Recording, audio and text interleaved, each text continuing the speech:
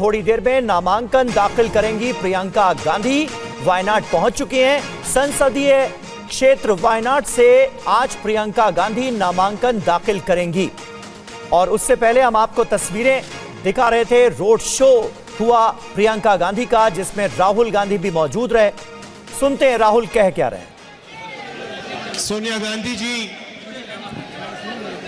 Leaders of the UDF, Congress leaders, workers, brothers and sisters, I'd like to welcome all of you here today. വേദിയിലിരിക്കുന്ന ഏറ്റവും പ്രിയപ്പെട്ട നേതാക്കളെ ഖാർഗെജി, സോണിയാജി, അതുപോലെ തന്നെ ഐക്യജനാധിപത്യ മുന്നണിയുടെ നേതാക്കളെ, കോൺഗ്രസ് പാർട്ടിയുടെ നേതാക്കളെ, പ്രവർത്തകരെ, സഹോദരി സഹോദരന്മാരെ, നിങ്ങളെ എല്ലാവരെയും ഞാൻ ഇവിടേക്ക് സ്വാഗതം ചെയ്യുന്നു.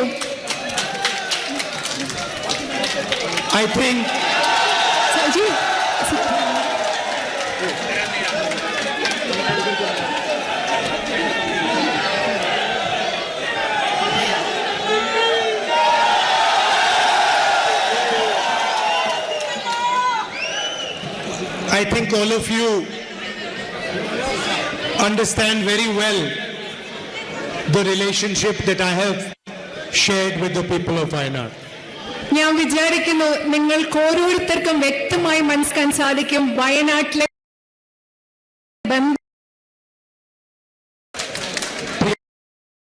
In her speech said that you protected me and you looked after me when I needed it most. പ്രിയങ്കയുടെ പ്രസംഗത്തിൽ പറഞ്ഞു. When she was saying that, I was thinking to myself that what Wayanad has done for me cannot be expressed in words. Priyanka അത് സംസാരിച്ചപ്പോൾ ഞാൻ എൻ്റെ മനസ്സിൽ ആലോചിക്കുകയായിരുന്നു, ശരിക്കും വയനാട് എനിക്ക് എന്താണ് നൽകിയത്, എനിക്ക് വേണ്ടി എന്താണ് ചെയ്തതെന്ന് എനിക്ക് വാക്കുകളിൽ പ്രകടിപ്പിക്കാൻ സാധിക്കില്ല. No matter how many times I repeat it or she repeats it, the true expression of the feeling cannot be spoken. എത്ര പ്രാവശ്യം ഞാൻ അതിനെപ്പറ്റി ആവർത്തിച്ച് പറഞ്ഞാലും, വയനാട് എനിക്ക് വേണ്ടി എന്ത് ചെയ്തു എന്നത് എത്രമാത്രം പ്രിയങ്ക ആവർത്തിച്ച് പറഞ്ഞാലും എൻ്റെ ഉള്ളിലുള്ള യഥാർത്ഥ അനുഭവം എനിക്ക് വാക്കുകളിൽ കൂടി പ്രകടിപ്പിക്കാൻ സാധിക്കില്ല. And when feelings are really deep, the only way for those feelings to be expressed is through actions. മനസ്സിലെ അത്ര ആഴത്തിലുള്ള വികാരങ്ങൾ ഉണ്ടാകുമ്പോൾ നമുക്കത് പറഞ്ഞു ഫലിപ്പിക്കാൻ സാധിക്കില്ല. പക്ഷെ ആ വികാരങ്ങൾ പ്രകടിപ്പിക്കാനുള്ള ഏറ്റവും മികച്ച മാർഗം എന്ന് പ്രവൃത്തിയിലൂടെ അത് പ്രതിഫലിപ്പിക്കുക എന്നത് മാത്രമാണ്. So I'd like to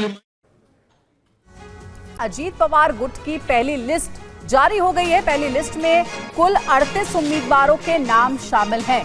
तो देखिए, महाराष्ट्र से ये बड़ी खबर सामने आ रही है। बताया जा रहा है कि पहली लिस्ट जारी हो गई है, जिसमें कुल 38 उम्मीदवारों के नाम शामिल हैं। और ये अजीत पवार गुट की पहली सूची है, जिसमें उम्मीदवारों के नामों के बारे में बताया गया है। महाराष्ट्र विधानसभा चुनाव को देखते हुए ये अहम खबर है। और अजीत पवार के बारे में जानकारी मिल रही है कि बारामती से वो चुनाव लड़ेंगे। पहली लिस्ट में कुल 38 उम्मीदवारों के नाम शामिल हैं। वहीं अजीत पवार बारामती से चुनाव लड़ेंगे। इसी के ऊपर ज्यादा बातचीत करेंगे हमारे सहयोगी राजीव। क्या जानकारी इस बड़ी खबर पर? देखिए, अजीत पवार की पारंपरिक सीट है बारामती, और बारामती से अजीत पवार लड़ेंगे या नहीं लड़ेंगे उसको लेकर बहुत ज्यादा अटकलें चल रही थी। लेकिन आखिरकार अजीत पवार का नाम ही पार्टी की तरफ से फाइनल किया गया। अजीत पवार बारामती से चुनाव लड़ेंगे।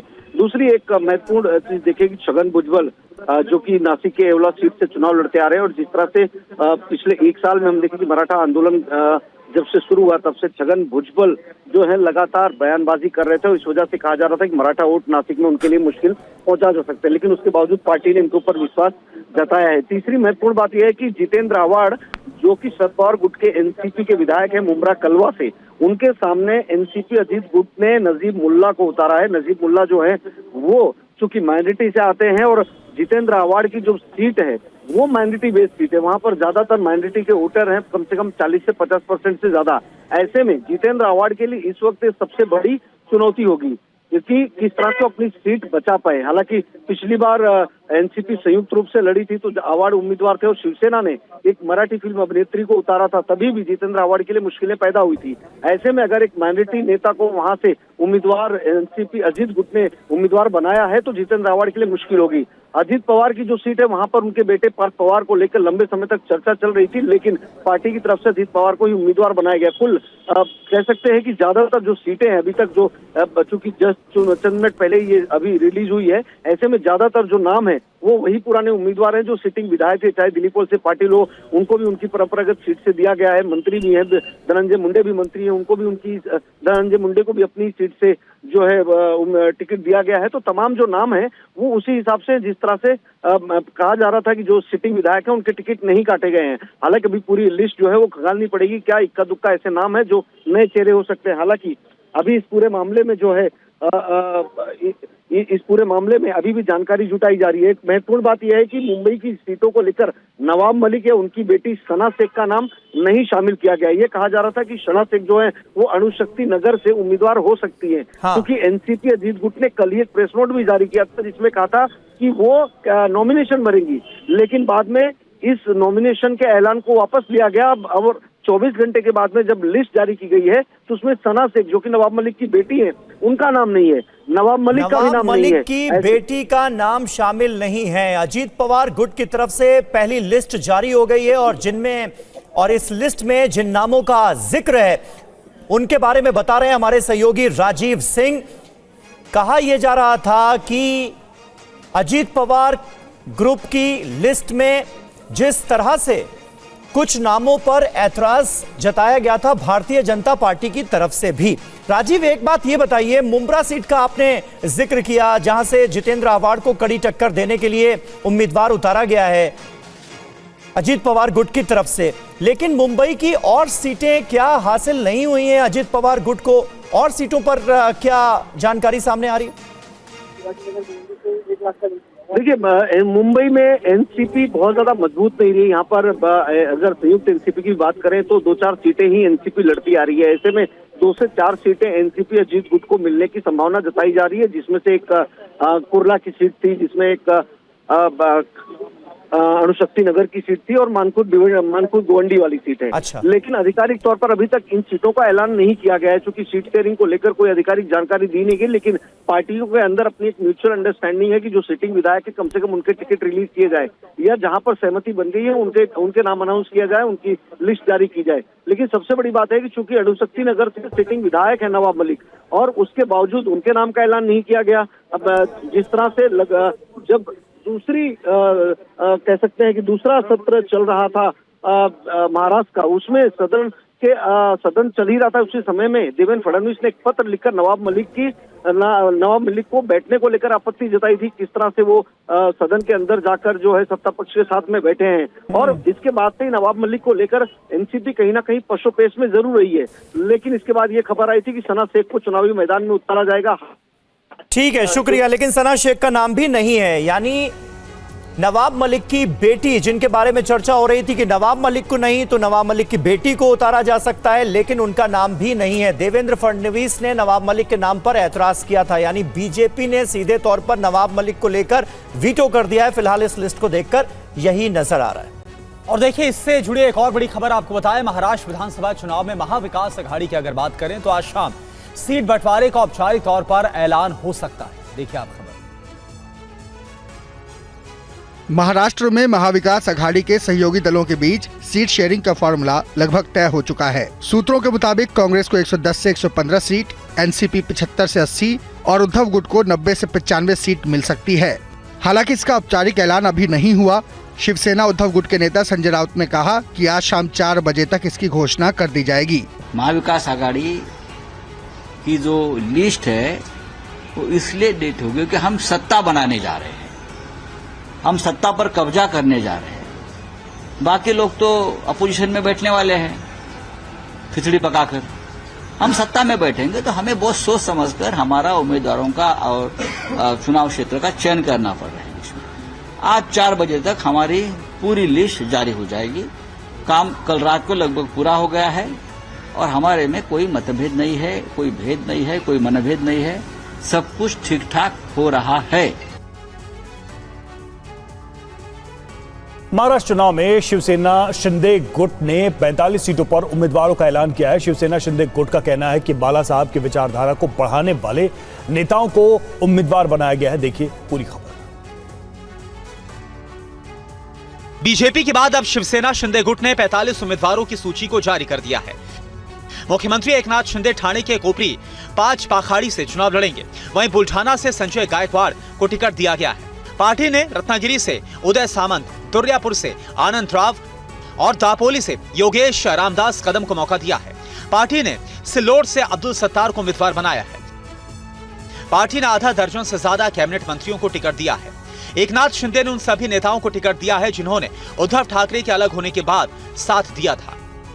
हम ये दावे के साथ कहते हैं कि जैसा लोकसभा में हमारा स्ट्राइक रेट था, विधानसभा में उससे दुगना हमारा स्ट्राइक रेट होगा, क्योंकि लोकसभा में हमारा 47% था। तो ये टाइम हमारा स्ट्राइक रेट 90 तक जाने वाला है, इतनी बात पक्की है। इसके अलावा राज ठाकरे के एमएनएस ने भी 45 उम्मीदवारों की सूची को जारी किया। राज ठाकरे के बेटे अमित ठाकरे को माहिम से चुनावी मैदान में उतारा गया है।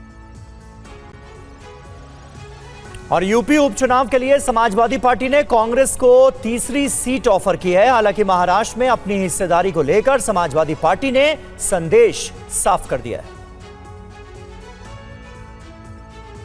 उत्तर प्रदेश उपचुनाव में कांग्रेस की नाराजगी के बाद अब समाजवादी पार्टी के तेवर थोड़े नरम पड़े हैं और पार्टी ने कांग्रेस को तीनों सीट का ऑफर देकर मनमुटाव को खत्म करने की पहल कर दी है। समाजवादी पार्टी ने गाजियाबाद, खैर के बाद अब कांग्रेस को फूलपुर सीट भी ऑफर कर दी है। फूलपुर सीट ऑफर होने के बाद कांग्रेस चुनाव लड़ने पर मंथन कर रही है। समाजवादी पार्टी यूपी में कांग्रेस को संतुष्ट करने के बाद महाराष्ट्र में तवज्जो चाहती है, क्योंकि समाजवादी पार्टी ने महाराष्ट्र में चुनाव लड़ने का ऐलान किया है और वहां 12 सीटों की मांग कर रही है। महाराष्ट्र में समाजवादी पार्टी की सीटों की मांग और यूपी उपचुनाव में कांग्रेस को दिए गए ऑफर पर कांग्रेस नेता सुरेंद्र राजपूत ने अपनी प्रतिक्रिया दी। अब बातचीत के दौरों को तकरार का नाम दे सकते हैं, आपकी इच्छा है। हमारी बातचीत चल रही है और बातचीत में बिल्कुल स्पष्ट होता है कि कुछ सीटें ऐसी होती है जहां पर हम भी सोचते हैं कि हमारी स्थिति मजबूत है, हमारा प्रत्याशी मजबूत है, और क्या नाम हमारे सहयोगी दल भी सोचते हैं कि हमारा प्रत्याशी मजबूत है। वो सारी चीजों का हल कई मैराथन बैठकों के बाद हल होता है। और अखिलेश के जन्मदिन पर लखनऊ में होर्डिंग्स के जरिए खास संदेश दिया गया है। पोस्टर्स में 27 का सत्ताधीश के होर्डिंग्स लगाए गए हैं। देखिए TV9 की ग्राउंड रिपोर्ट।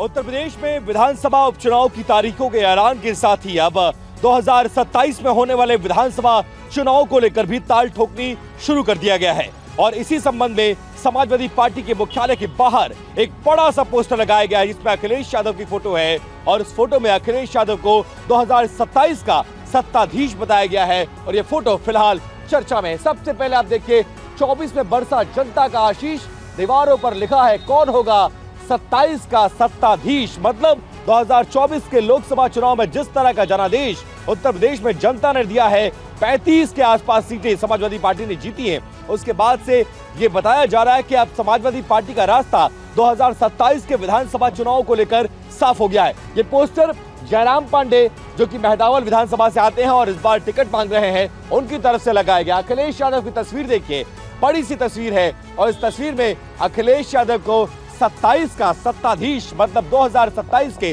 विधानसभा चुनाव में अखिलेश यादव ही अगले मुख्यमंत्री होंगे, इसको लेकर दावा और वादा किया जा रहा है। और वहीं समाजवादी पार्टी के नेता शिवपाल सिंह यादव ने यूपी उपचुनाव को निष्पक्ष कराने की मांग की है, लेकिन लगे हाथ उन्होंने अधिकारियों को चेतावनी भी दे डाली। अगर ऐसी कोई कटेहरी विधानसभा उपचुनाव में समाजवादी पार्टी उम्मीदवार के नामांकन में पहुंचे शिवपाल सिंह यादव ने प्रशासन से निष्पक्ष चुनाव कराने की अपील की और साथ ही अफसरों को चेतावनी भी दे दी। उन्होंने कहा कि जो अधिकारी पक्षपात करे उन्हें अच्छे से पहचान लेना। जिला प्रशासन हो चाहे पुलिस प्रशासन हो, कोई भी हो, उनसे कहना चाहेंगे निष्पक्ष और पारदर्शी चुनाव कराने की उनकी जिम्मेदारी है और नहीं अगर कहीं पर भी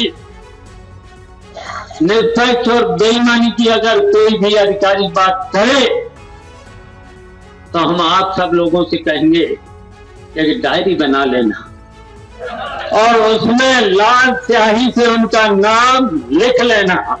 शिवपाल यादव ने प्रशासन पर प्रधानों को धमकाने का आरोप लगाया है और कहा है कि जो अधिकारी निष्पक्ष चुनाव नहीं कराएंगे उनका बाद में हिसाब लिया जाएगा। और निषाद पार्टी ने यूपी उपचुनाव के लिए 2 सीटों की मांग की है। हालांकि संजय निषाद ने कहा कि बीजेपी जो फैसला लेगी वो उन्हें मंजूर होगा। 2 सीटें मांग रहे हैं आप लोग, तो क्या दोनों सीटें ही आपको चाहिए या बीच का कोई रास्ता निकल सकता है? आप एक पे ही मान सकते हैं या फिर बिना कोई सीट लिए ही आप लोग साथ में रह सकते हैं? देखिए, हम तो पहले भी थे, आज भी हैं, कल भी रहेंगे। हरियाणा जैसे जीत भी देंगे। हमने उनको बड़ा भाई मानकर, अभिभावक के रूप में मानकर उनको दे दिया है, सीट भी दे दिया है और अपने प्रत्याशी भी दे दिया है और सारी बातें भी दे दिया और अपना एनालिसिस कर रहे हैं और आज शाम को बेहतर पड़ा। अगर एक सीट आपको मिलती है तो जो भी उनके ऊपर, क्योंकि जब मैंने उन्हें अभिभावक मान लिया, बड़ा भाई मान लिया और अपने सामाजिक मुद्दे और अपने लोगों को हल करने के लिए उन्होंने सहमति जाहिर कर दी, तो जीत में भी बदलने के लिए हम दोनों आदमी सहमत है। तो जैसा भी होगा उनकी बैठक में अपना नेतृत्व बैठकर फैसला करेंगे। जो भी फैसला करें हमें मानने होगा। सिंबल बीजेपी का रहेगा या निषाद पार्टी का रहेगा? वो जो भी करते हैं उसी के हिसाब से हम लोग आगे चलेंगे। और बीजेपी के सिंबल पे लड़ते तो भी आपको कोई दिक्कत नहीं है? कोई आपत्ति नहीं। हम लोग सीट के जीत के लिए, अब जीत के लिए बात हुई रात में, हम लोग उसको जीतेंगे। और झारखंड में जेएमएम ने 35 उम्मीदवारों की लिस्ट जारी की है। जेएमएम ने दावा किया है कि इस लिस्ट में सभी वर्गों का ख्याल रखा गया है। सूची बहुत ही संतुलित है। झारखंड चुनाव के लिए जेएमएम ने पहली लिस्ट को जारी किया है। गठबंधन के साथ समझौते के बाद जेएमएम के खाते में 40 सीटें आई हैं। पार्टी ने 35 उम्मीदवारों का ऐलान किया। बरहेट सीट से मुख्यमंत्री हेमंत सोरेन खुद मैदान में उतरेंगे। वहीं गांडेय सीट से हेमंत सोरेन की पत्नी कल्पना सोरेन चुनाव लड़ेंगी। दुमका से हेमंत सोरेन के भाई बसंत सोरेन को टिकट दिया गया है। चाईबासा से दीपक बिरुआ को उम्मीदवार बनाया गया है। पार्टी ने अनुसूचित जनजाति, 5 अनुसूचित जाति के उम्मीदवार को टिकट दिया है। 35 उम्मीदवारों की लिस्ट में 3 महिलाएं और 3 मुस्लिम उम्मीदवार हैं। जेएमएम नेता मनोज पांडे ने कहा कि पार्टी की पहली लिस्ट संतुलित है, सभी वर्गों को मौका दिया गया है। एक संतुलित लिस्ट है, बहुत सोच समझकर, मंथन करके और विचार विमर्श के उपरांत ये लिस्ट फाइनल हुआ है और मुझे लगता है सभी में जीतने की संभावना है, क्षमता है। इस बार का जो स्ट्राइक रेट रहेगा जेएमएम का 90% स्ट्राइक रेट रहेगा, मैं आपको बता दूं। बीजेपी नेता गिरिराज सिंह के हिंदू स्वाभिमान यात्रा पर लालू यादव ने सवाल उठाया है। लालू ने नीतीश पर भी तंज कसा है। केंद्रीय मंत्री और बीजेपी नेता गिरिराज सिंह की हिंदू स्वाभिमान यात्रा सीमांचल पहुंच गई है। गिरिराज सिंह इस यात्रा के जरिए हिंदुओं को एकजुट होने का नारा दे रहे हैं, जिस पर आरजेडी अध्यक्ष लालू यादव ने सवाल उठाया। उन्होंने नीतीश कुमार पर भी तंज कसा। नीतीश का राज और उसके राज में अंतर थोड़ी है जी। गिरिराज है विश्वल है, इसी तरह का बात बोलते रहता है, तो बस में है, हिंदू मुस्लिम सब रहता। इस बीच बिहार के किशनगंज पहुंचे गिरिराज सिंह ने एक बार फिर कटेंगे तो बटेंगे का नारा बुलंद किया। जब हम इकट्ठे रहेंगे तब हम पर कोई प्रहार नहीं करेगा। संगठित रहोगे, सुरक्षित रहोगे, बटोगे तो कर। गिरिराज सिंह ने कहा कि किशनगंज में कश्मीर जैसे हालात हैं। उन्होंने ये भी दावा किया कि सीमांचल में मिशनरी के जरिए धर्मांतरण हो रहा है।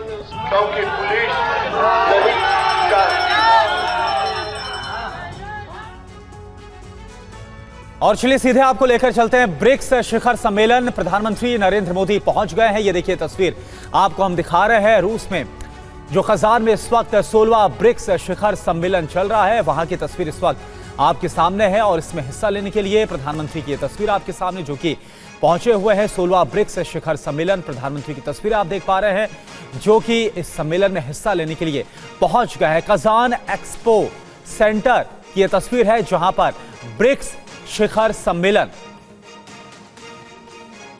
आयोजित किया गया है और इस सम्मेलन में हिस्सा लेने के लिए प्रधानमंत्री पहुंचे हुए हैं। ये तस्वीर आपके सामने। इससे पहले हमने आपको तस्वीर दिखाई थी जब प्रधानमंत्री की बायलैटरल मुलाकात हुई थी रूस के राष्ट्रपति व्लादिमीर पुतिन से। और इसके अलावा आज आपको बता दें कि शी जिनपिंग से भी मुलाकात होनी है प्रधानमंत्री की। उससे पहले ब्रिक्स शिखर सम्मेलन की तस्वीर, जहां प्रधानमंत्री पहुंच गए।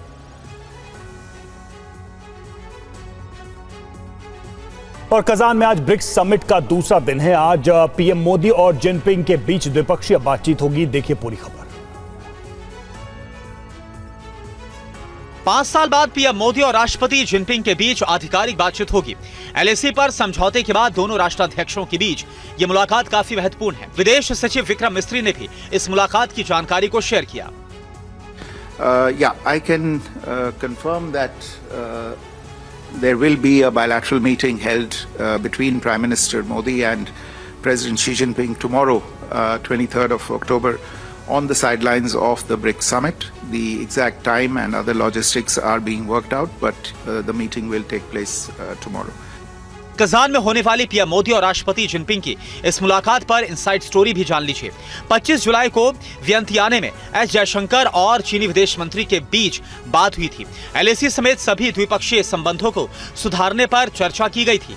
इसके बाद 12 सितंबर को सेंट पीटर्सबर्ग में एनएसए डोभाल, चीन के विदेश मंत्री वांग यी की मीटिंग हुई। इसे दोनों देशों के बीच तनाव कम करने पर सकारात्मक कदम माना गया। फिर 21 अक्टूबर को ब्रिक्स सम्मेलन से पहले एलएसी को लेकर भारत और चीन में समझौता हुआ। तो ब्रिक्स शिखर सम्मेलन में शिरकत करने के लिए चीन के राष्ट्रपति शी जिनपिंग पहुंच गए हैं। ये देखिए तस्वीरें आपको दिखा रहे हैं रूस के कजान से। ये अहम तस्वीरें 16वां ब्रिक्स शिखर सम्मेलन। थोड़ी देर पहले प्रधानमंत्री नरेंद्र मोदी भी पहुंच चुके हैं एक्सपो सेंटर और अब चीन के राष्ट्रपति शी जिनपिंग भी वहां पर सम्मेलन में हिस्सा लेने के लिए पहुंच गए हैं। आज इन दोनों नेताओं पर पूरी दुनिया की नजरें होंगी क्योंकि भारत और चीन के बीच द्विपक्षीय वार्ता भी होनी है। इस बात पर दोनों ही देशों के विदेश मंत्रालयों की तरफ से मुहर लगाई जा चुकी है और इसके बारे में बताया जा चुका है कि दोनों नेता आज ब्रिक्स शिखर सम्मेलन के इतर मुलाकात करेंगे, द्विपक्षीय वार्ता होगी और इस बायलैटरल टॉक्स पर पूरी दुनिया की नजरें होंगी क्योंकि 5 साल बाद यह मौका आया है जब प्रधानमंत्री नरेंद्र मोदी और शी जिनपिंग के बीच वार्ता होने जा रही है। 2019 में महाबलीपुरम की वो तस्वीरें हर किसी के जहन में आज जरूर कौंध रही होंगी क्योंकि इससे पहले 2019 में मुलाकात हुई थी पीएम मोदी की शी जिनपिंग के साथ, लेकिन उसके कुछ ही महीनों के बाद 2020 में गलवान में वो हो गया जिसने भारत और चीन के संबंधों को, रिश्तों को सबसे बुरे दौर में पहुंचा दिया।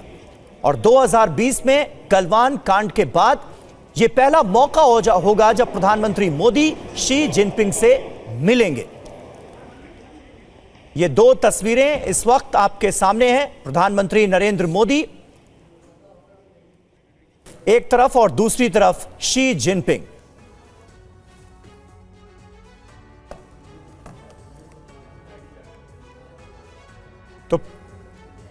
तो पीएम मोदी और शी जिनपिंग ब्रिक्स समिट में पहुंचे हैं। शिखर सम्मेलन में जाहिर है दोनों का आमना सामना होगा, लेकिन सबको इंतजार भारत और चीन के बीच होने वाली द्विपक्षीय वार्ता पर भी है। मनीष झा हमारे सहयोगी इस वक्त हमारे साथ जुड़ चुके हैं। मनीष, क्या अपडेट और मिल रही है और बायलैटरल टॉक्स जो होनी है भारत और चीन के बीच, जो द्विपक्षीय वार्ता होनी है वो कब होगी, उसका समय क्या बताया गया है? देखिए, जहां तक प्रधानमंत्री मोदी और प्रेसिडेंट जिनपिंग की बायलैटरल मीटिंग का सवाल है तो वो उम्मीद की जा रही है कि लगभग 5 बजे के करीब में ये द्विपक्षीय मीटिंग होगी। उससे पहले ब्रिक्स सम्मेलन का अगर आप कहें कि औपचारिक शुरुआत हो चुकी है और उसका जो मुख्य सम्मेलन है यानी कि ब्रिक्स सम्मेलन जिसमें भाग लेने के लिए प्रधानमंत्री मोदी रूस के कजान शहर पहुंचे हैं, अब वो सम्मेलन शुरू हो रहा है जहां पर कि सभी जो सदस्य देश हैं वो मिलकर ब्रिक्स को आगे कैसे लेकर जाना है और ब्रिक्स के सदस्य देशों को इससे क्या हासिल होगा, क्या स्ट्रेटेजिक एडवांटेज सबको मिलने वाला है, इन सब पर चर्चा होगी। जहां पर कि अध्यक्षीय भाषण के तौर पर प्रेसिडेंट पुतिन अपनी बात रखेंगे और उसके बाद फिर भारत का पक्ष प्रधानमंत्री मोदी रखेंगे। चीन की तरफ से चीन क्या सोचता है ब्रिक्स को लेकर, या फिर चीन की नजर में ब्रिक्स किस तरह का एक प्लेटफॉर्म बन सकता है जहां से जियोपॉलिटिक्स में ब्रिक्स के सदस्य देशों की कैसी भूमिका होगी, उसको लेकर चीन के राष्ट्रपति शी जिनपिंग अपनी बात रखेंगे।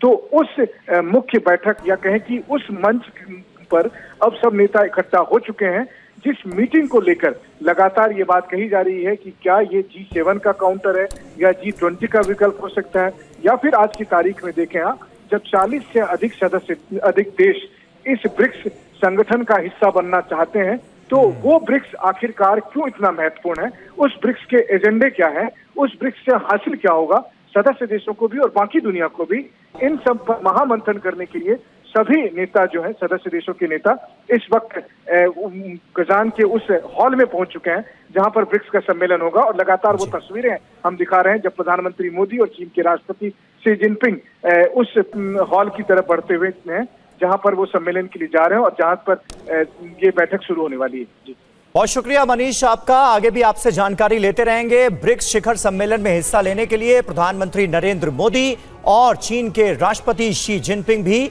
पहुंच चुके हैं और आने वाले वक्त में ब्रिक्स के इस दायरे को, इसके प्रभाव को कैसे बढ़ाना है, आज इस पर चर्चा होनी है। और साथ ही साथ सबको इंतजार है शी जिनपिंग और प्रधानमंत्री नरेंद्र मोदी के बीच होने वाली द्विपक्षीय वार्ता का। और सीधे आपको वायनाड से तस्वीरें दिखाते हैं। देखिए, प्रियंका गांधी अपना नामांकन करने पहुंची हुई हैं। उनके साथ उनके पति रॉबर्ट वाड्रा और उनके बेटे भी नजर आ रहे हैं। ये तस्वीरें आपको वायनाड से दिखा रहे हैं। आज नामांकन दाखिल करना है प्रियंका गांधी को। इससे पहले एक रोड शो भी हुआ था। वायनाड से चुनाव लड़ रही हैं प्रियंका गांधी।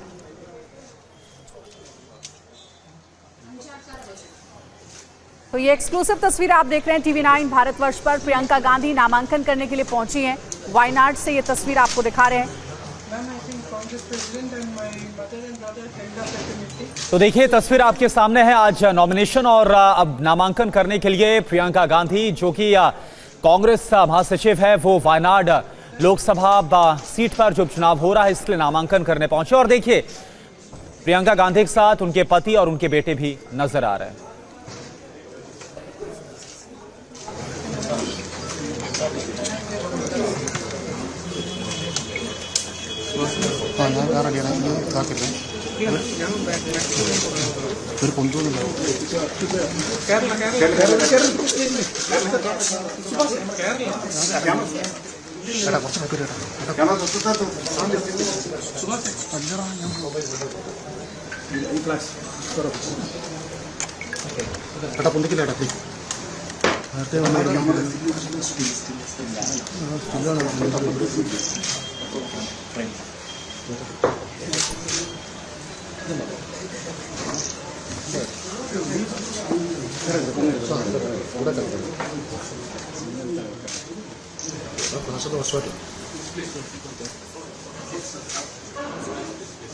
तो ये देखिए, तस्वीरें आपके सामने। अब जो नामांकन है वो दाखिल करती हुई प्रियंका गांधी जो आपको नजर आ रही हैं। और आपको बता दें कि वायनाड सीट जहां से राहुल गांधी ने, क्योंकि 2 सीटों से चुनाव लड़ा था और उसमें से वायनाड सीट से भी जो चुनाव लड़ा था और वहां से जीत हासिल की थी, लेकिन इन सब के बीच ये देखिए तस्वीर इस वक्त हम आपको दिखा रहे हैं।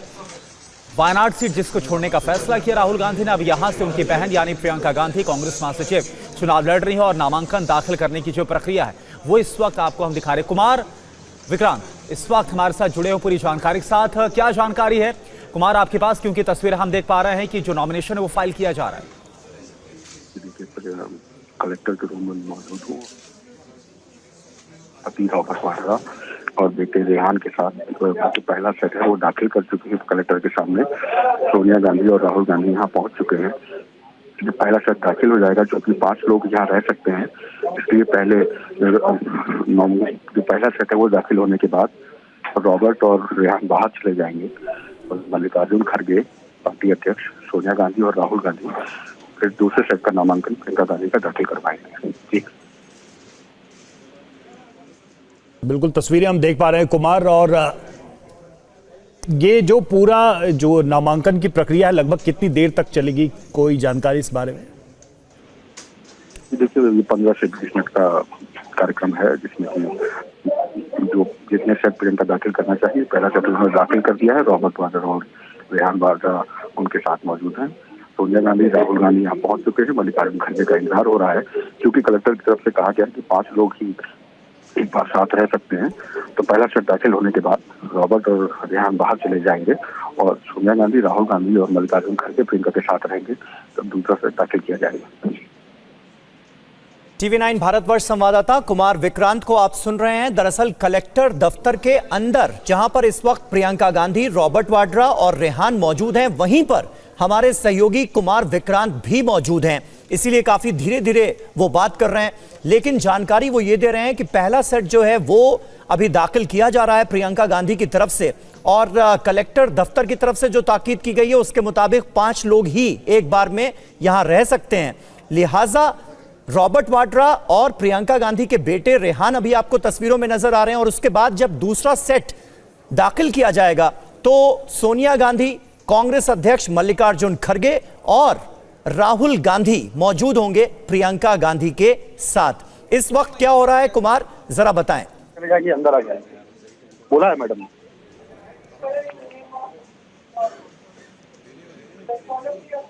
कुमार विक्रांत हमारे सहयोगी इस वक्त कलेक्टर दफ्तर में ही मौजूद हैं, ये तस्वीरें आपको दिखा रहे हैं। एक बार फिर प्रियंका गांधी, बोला मैडम ने।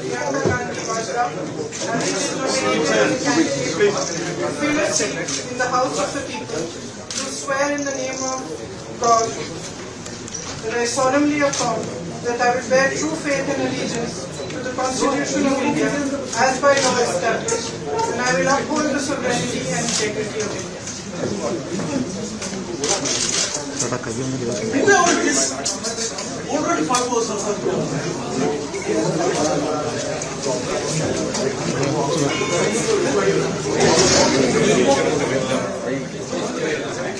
हाँ सर,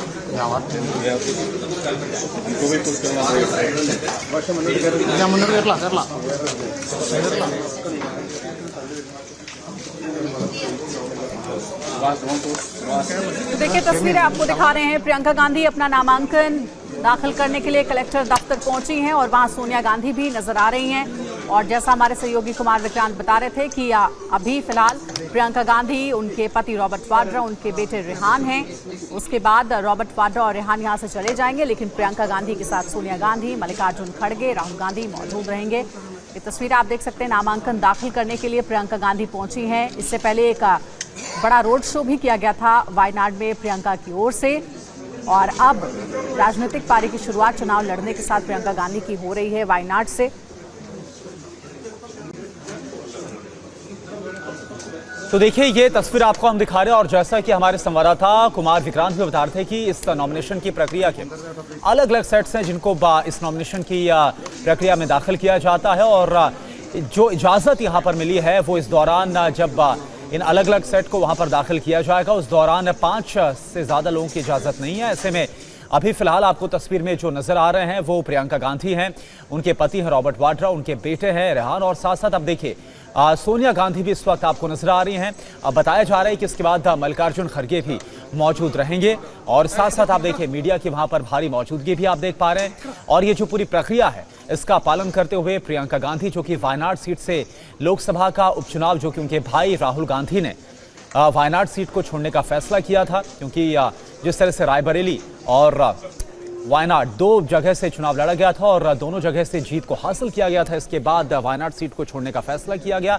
और अब आप देखिए ये तस्वीर आपके सामने वायनाड से, जहां से प्रियंका गांधी अब चुनाव लड़ रही हैं। नॉमिनेशन की जो प्रक्रिया है उसको पूरा किया जा रहा है।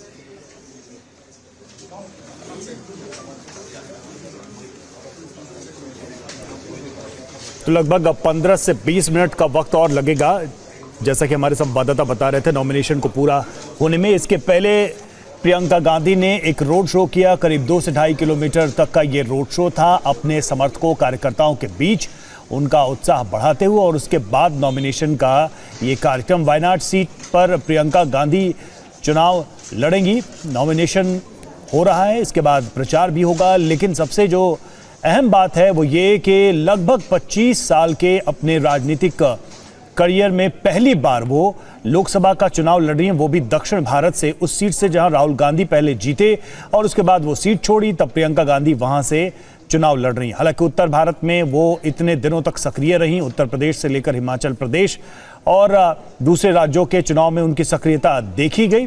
कई चुनाव में उन्होंने नेतृत्व भी किया कांग्रेस संगठन का, लेकिन जब वो खुद लोकसभा का चुनाव लड़ रही हैं तो उन्होंने दक्षिण का चयन किया और वायनाड की सीट से वो नामांकन दाखिल कर रही हैं, जिसकी तस्वीर इस वक्त आप देख रहे हैं। तस्वीरों में आप देखिए राहुल गांधी अब उनके साथ सीट पर बैठे नजर आ रहे हैं, मल्लिकार्जुन खड़गे हैं, सोनिया गांधी पीछे नजर आ रही हैं। दूसरा सेट है नॉमिनेशन का जो फाइल कर रही हैं प्रियंका गांधी।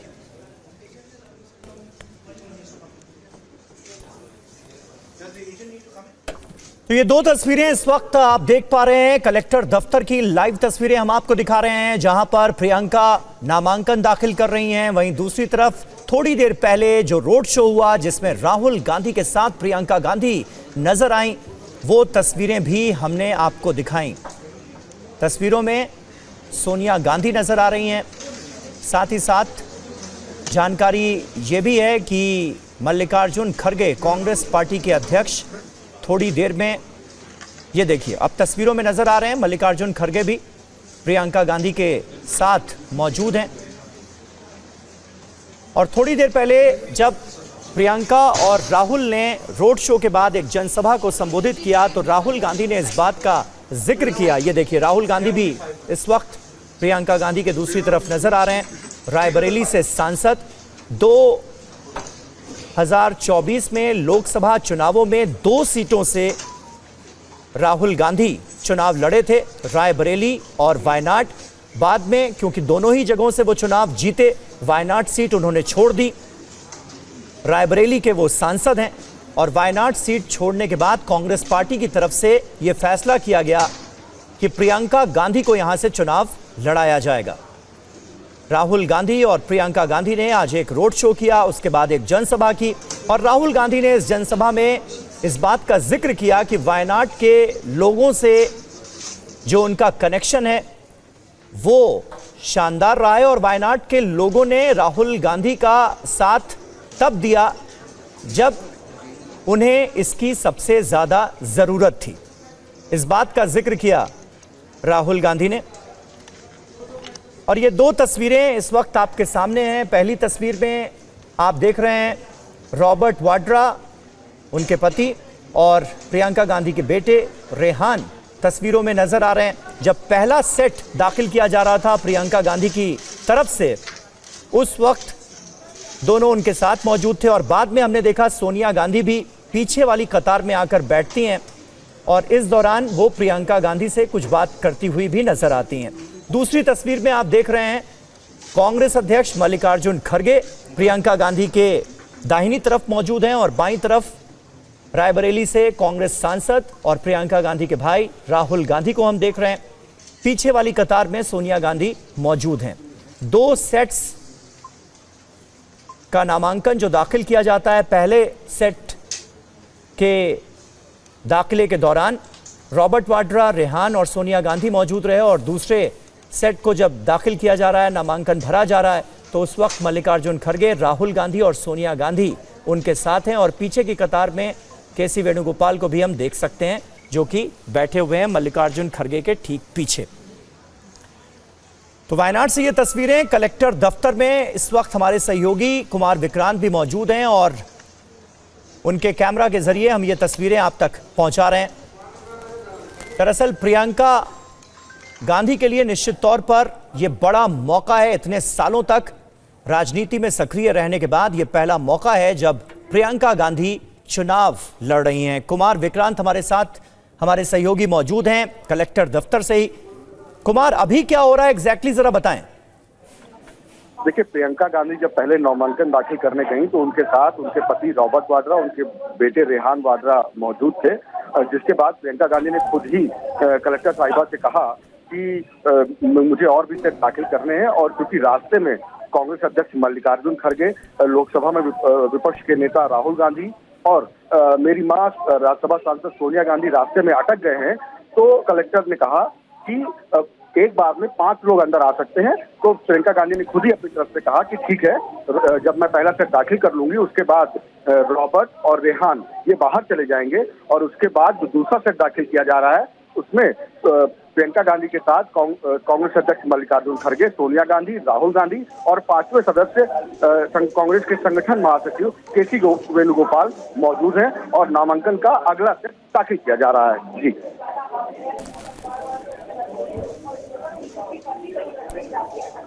तो कुमार विक्रांत हमारे सहयोगी लगातार हमारे साथ बने हुए हैं और ये सीधी तस्वीरें हम आपको दिखा रहे हैं। इस वक्त आप देखिए प्रियंका गांधी, राहुल गांधी और केसी वेणुगोपाल जो कि कांग्रेस के संगठन महासचिव हैं वो नजर आ रहे हैं। सोनिया गांधी पीछे की कतार में नजर आ रही हैं। कुछ बातचीत तीनों नेता इस वक्त करते हुए नजर आ रहे हैं। नामांकन पत्र को लेकर।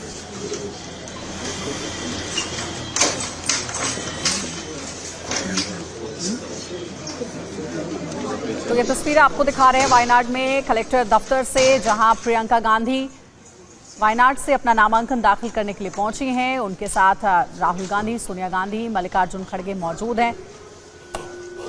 वायनाड से चुनाव लड़ रही हैं प्रियंका गांधी, अपने राजनीतिक सफर की शुरुआत कर रही हैं वायनाड सीट से। और कुमार विक्रांत हमारे सहयोगी हमारे साथ बने हुए हैं, उनसे भी बात करते हैं। कुमार विक्रांत, हमने देखा इससे पहले एक रोड शो हुआ, अभी नामांकन दाखिल कर रही हैं प्रियंका गांधी। अब आगे का क्या कार्यक्रम है उनका वायनाड में?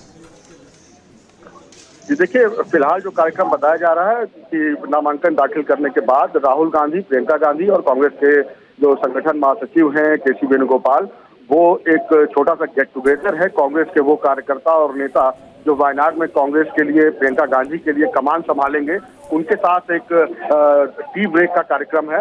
और उस कार्यक्रम के बाद अगला कार्यक्रम क्या होगा वो बताया जाएगा। फिलहाल यही बताया जा रहा है कि यहाँ से नामांकन दाखिल करने के बाद अपने कार्यकर्ताओं को उसमें जोश पैदा करने के लिए प्रियंका गांधी और राहुल गांधी और संगठन महासचिव केसी वेणुगोपाल, ये जो कांग्रेस के खासकर वायनाड के और केरल के नेता और कार्यकर्ता हैं, उनसे मुलाकात करेंगे और उनके साथ एक, आप कह सकते हैं, छोटी सी चाय पार्टी रखी गई है जिसमें वो हिस्सा लेंगे। जी, तो बिल्कुल ये तस्वीर इस वक्त हम आपको दिखा रहे हैं। कुमार, एक और जानकारी दीजिए कि अभी कुल मिलाकर और कितना वक्त लग सकता है पूरी नामांकन की प्रक्रिया में? ये देखिए, पहला सेट दाखिल हो चुका है। प्रियंका गांधी ने पहला सेट दाखिल किया। जैसा मैंने बताया कि उनके पति रॉबर्ट वाड्रा और बेटे रेहान वाड्रा मौजूद रहे। प्रियंका गांधी ये चाहती रही कि उनके नामांकन के वक्त उनकी मां सोनिया गांधी, भाई राहुल गांधी और कांग्रेस अध्यक्ष मल्लिकार्जुन खड़गे भी मौजूद रहे। उन्होंने पहले ही अनुमति ली कलेक्टर साहिबा से, उनसे कहा कि मेरे 3 लोग और भी हैं जो कि दूसरा सेट जब मैं दाखिल करूंगी वो भीतर आना चाहेंगे। तो कलेक्टर की ओर से कहा गया कि एक बार में 5 लोग ही यहाँ रह सकते हैं। जिसके बाद प्रियंका गांधी ने कहा कि मैं नियमों का पालन करूंगी। रॉबर्ट वाड्रा और रेहान वाड्रा बाहर चले जाएंगे और उसके बाद 4 लोग यानी कि सोनिया गांधी, राहुल गांधी, मल्लिकार्जुन खड़गे और केसी वेणुगोपाल, ये भीतर आ जाएंगे। तो आंकड़ा 5 का ही रहेगा, नियमों का कोई उल्लंघन नहीं होगा। और इसके बाद जैसे ही पहला सेट दाखिल हो गया, खुद ही रॉबर्ट वाड्रा और रेहान वाड्रा बाहर आ गए और बाकी 4 लोग यानी कि राहुल गांधी, सोनिया गांधी, मल्लिकार्जुन खड़गे और केसी वेणुगोपाल भीतर चले गए और नामांकन का अगला सेट दाखिल करने की प्रक्रिया पूरी की जा रही है। आप कह सकते हैं कि 5 से 10 मिनट का वक्त और है जब प्रियंका गांधी वायनाड से आधिकारिक तौर पर नामांकन दाखिल कर यानी 5 से 10 मिनट का और वक्त लग सकता है जो आधिकारिक तौर पर जो नामांकन की प्रक्रिया है वो पूरा होने में। तो ये प्रक्रिया चल रही है और जैसा कि हमारे संवाददाता ने बताया कि पहला सेट ऑफ नॉमिनेशन फाइल हो चुका है। और देखिए तस्वीरें बदल रही हैं, जो जिस कुर्सी पर प्रियंका हैं वहाँ थोड़ी देर पहले की तस्वीर हम आपको दिखा रहे हैं जब वो अपने पति और अपने बेटे के साथ वहाँ पर मौजूद थी। और थोड़ी देर के बाद राहुल गांधी आपको नजर आ रहे होंगे दूसरी तस्वीर में, जहाँ पर मल्लिकार्जुन खड़गे भी हैं, सोनिया गांधी भी आपको तस्वीरों में नजर आ रही है। कुमार विक्रांत हमारे साथ लगातार बने। कुमार, इस नॉमिनेशन के बाद क्या कार्यक्रम है, कुछ इस बारे में जानकारी?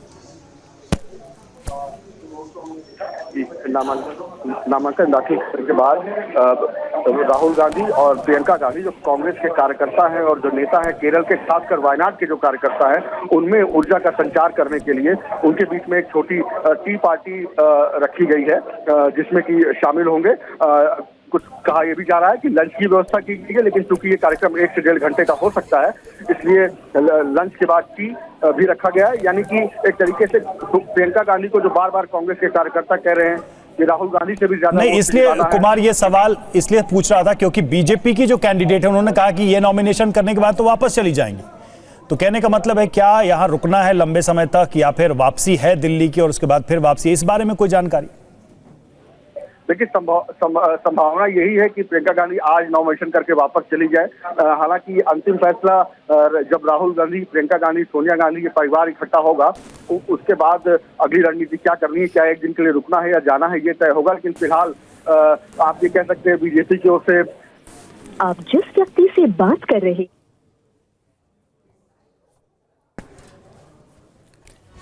तो कुमार विक्रांत हमारे सहयोगी इस वक्त कलेक्टर दफ्तर में ही मौजूद हैं वायनाड के, और ये सीधी तस्वीरें हम आप तक पहुंचा रहे हैं। वायनाड से प्रियंका गांधी नामांकन दाखिल कर रही हैं और उनके साथ उनके परिवार के लोग भी मौजूद हैं। साथ ही साथ कांग्रेस अध्यक्ष मल्लिकार्जुन खड़गे, राहुल गांधी नेता विपक्ष उनके साथ मौजूद हैं।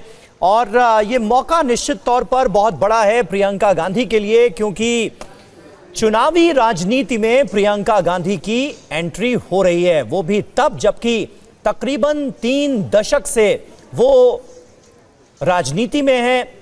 और थोड़ी देर पहले जब प्रियंका गांधी एक चुनावी सभा को संबोधित कर रही थी अपने रोड शो के फौरन बाद, तो उस वक्त प्रियंका गांधी ने इस बात का जिक्र भी किया कि पिछले 30 सालों में मैंने कांग्रेस पार्टी के तमाम नेताओं के लिए, अपने परिवार के सदस्यों के लिए, कुमार अगर आप मुझे सुन रहे हैं, प्रियंका गांधी के लिए ये कितना बड़ा मौका है। थोड़ी देर पहले हम उन्हें सुन रहे थे ये कहते हुए कि पहला ऐसा मौका है, पहली बार मैं अपने लिए वायनाड के लोगों का वोट मांग रही हूं, क्योंकि पिछले तकरीबन 30 सालों में मैंने चुनावी कैंपेन किया अपने परिवार के सदस्यों के लिए, अपनी पार्टी में अपने साथियों के लिए, लेकिन पहला ऐसा मौका जब मैं खुद अपने लिए वोट मांग रही हूं। बड़ी चर्चा रही 2024 में भी प्रियंका गांधी के नाम की कि क्या 2024 में जो लोकसभा चुनाव हैं उसमें प्रियंका गांधी चुनाव लड़ेंगी या नहीं लड़ेंगी। बाद में पार्टी ने फैसला किया कि नहीं, वो कैंपेनिंग में ही अपने को इन्वॉल्व रखेंगी। और अब जब राहुल गांधी ने वो सीट छोड़ी, तब प्रियंका गांधी को उपचुनाव में यहां से लड़ाया जा रहा है। कांग्रेस पार्टी की जरा इस स्ट्रैटेजी के बारे में भी अगर आप बता सकें। जी देखिए, निश्चित तौर पर प्रियंका गांधी 1999 से लगातार रायबरेली अमेठी का जिम्मा संभालती आई हैं। 2018 में उनको यूपी का प्रभारी महासचिव बनाया गया। तो उसके बाद 2019 के चुनाव में उन्होंने उत्तर प्रदेश में लोकसभा का चुनाव प्रचार किया, कमान संभाली। हालांकि वहां सफलता नहीं मिली, सिर्फ एक सीट ही कांग्रेस जीत पाई, अमेठी भी हार गई। 2022 में विधानसभा चुनाव में लड़ सकती हूं का नारा दिया वहां, लेकिन उत्तर प्रदेश में कांग्रेस विधानसभा की सिर्फ 2 सीट जीत पाई। ऐतिहासिक खराब प्रदर्शन रहा। लेकिन इसके बावजूद अगर आप देखें तो राष्ट्रीय स्तर पर राज्यों के चुनाव में, चाहे कर्नाटक हो, तेलंगाना हो, चाहे हिमाचल प्रदेश हो, प्रियंका गांधी ने वहां बहुत मेहनत की। और खासकर हिमाचल के लिए कहा जाता है जो प्रियंका गांधी के चलते जीता गया। तो ऐसे में प्रियंका गांधी की एक स्टार प्रचारक की छवि लगातार कांग्रेस के भीतर बनी रही। और ऐसे में जब 2019 में राहुल गांधी अमेठी और वायनाड दोनों जगह से लड़े और अमेठी हार गए, और 2024 में जब वायनाड और रायबरेली से लड़े और दोनों जगह जीते, तो वायनाड को केवल राहुल गांधी ने इस्तेमाल किया, इमोशनल अटैच नहीं हो, ऐसे इल्जाम ना लगे, इसलिए राहुल गांधी ने अपनी बहन को यहाँ से उतारा। ठीक है कुमार विक्रांत, आगे भी आपसे बातचीत करेंगे। फिलहाल आपका शुक्रिया।